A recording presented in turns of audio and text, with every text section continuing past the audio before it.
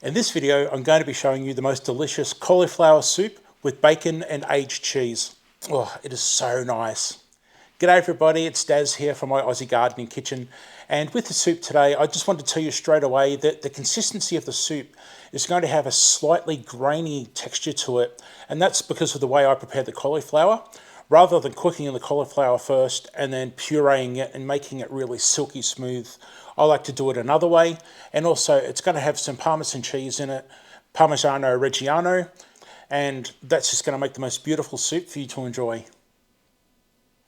This video is part of a multi-channel collaboration where we're making soups over the month of September. Leanne at Mennonite Farmhouse has brought a whole bunch of channels together and we're all making a soup for you each day. So please, if you don't mind, check out the description below and you're going to see all the other channels participating in this collaboration. Then, once we're all done, Leanne's going to have a live stream on her channel, Mennonite Farmhouse, and she's going to be giving away prizes. The ultimate prize is a $100 Amazon gift card, and I do believe there's other prizes that have been donated. So make sure you're at Leanne's live stream.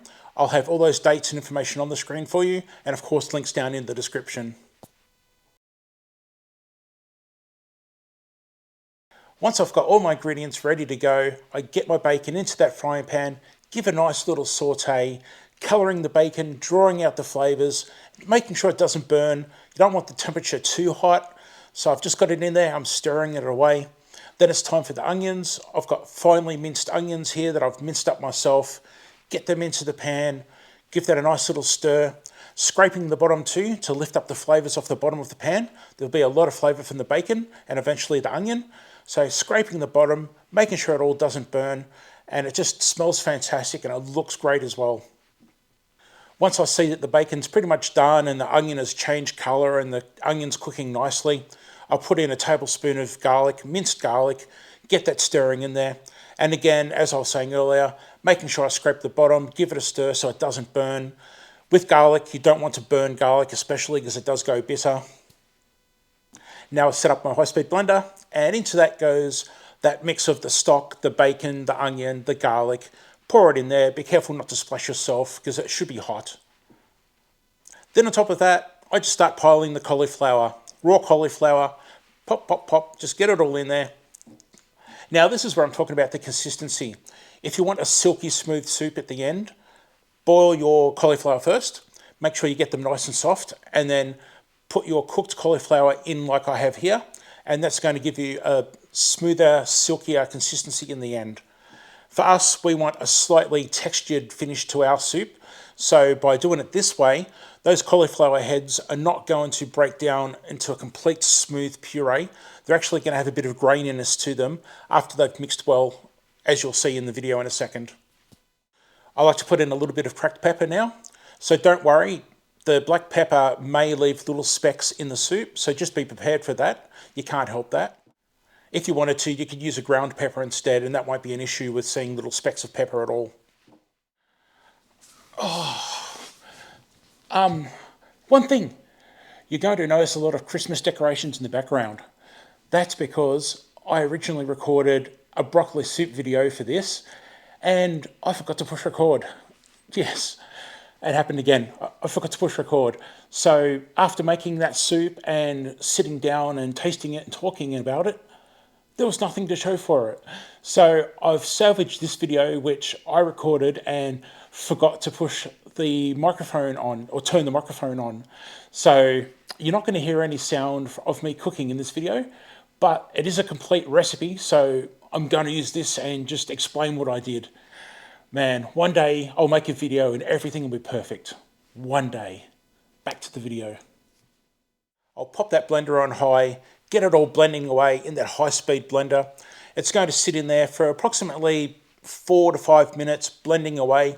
And with a high-speed blender, it actually heats up the soup. It actually starts cooking the soup because there's so much speed and friction happening with the ingredients. It actually heats up and starts cooking. They're a pretty amazing thing. But in my case here, I'm not actually wanting to finish cooking the soup in the blender today. I am going to transfer it into a pot. So as I said, just let it mix for a good 4 to 5 minutes.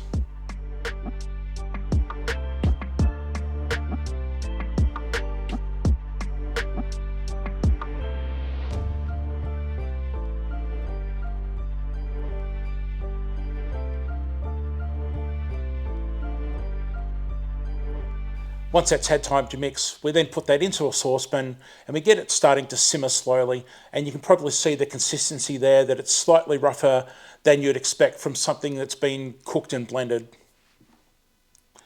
I'll let that simmer for say 8 to 10 minutes. That's cooking down that cauliflower. Then I'll pop in my Parmigiano Reggiano, just chunks of it. It doesn't matter. Don't make them too big because they will take a bit of time to actually melt down completely. So you can either grate it or just break up crumbles and crumble it in. Give that a mix and let that stir in and basically melt away and blend into the soup for about another 3 to 4 minutes. Now I stir it constantly just to make sure it doesn't stick on the bottom and burn.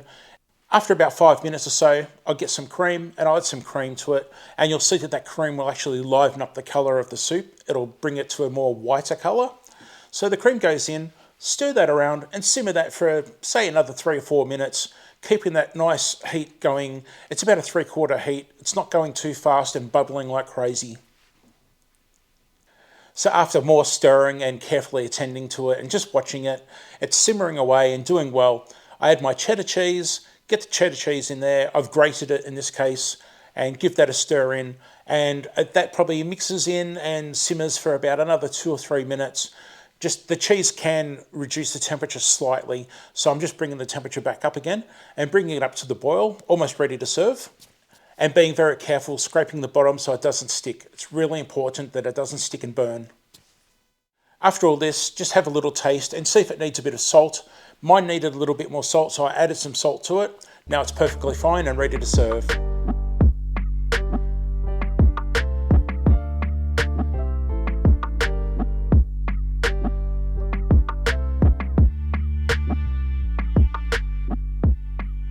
Now it's time to serve it up, and I love to garnish mine and finish it off with cracked black pepper and some Parmigiano Reggiano finely grated on top. I stir that in and eat away, and oh my, it is so good.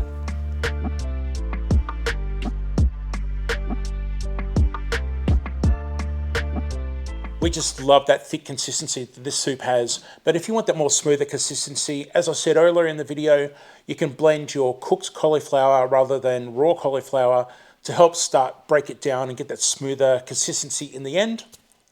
Thank you so much for being here and watching my video. I do appreciate it. This video here on the screen right now is where I show you how I can get my cauliflowers to stay perfectly white when I grow them.